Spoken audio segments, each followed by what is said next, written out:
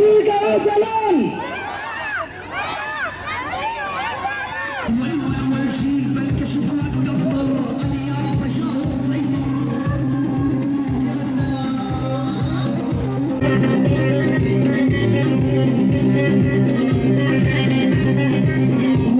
والجيل بالكشف والدفتر اليوم فشار سيطر.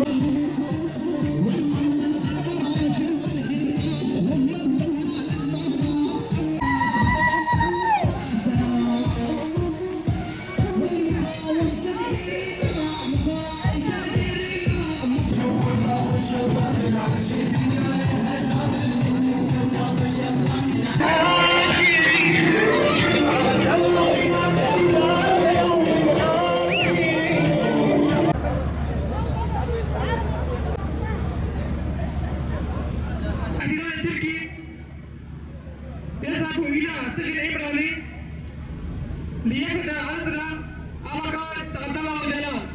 كما تعلمون 24 سنة وقعت عبد الله وجلال في سجن إبرالي، ونحن كحركة الشبيبة السورية في عين عيسى سوف نكون دائما بين الفعاليات حتى يتحرر جسديا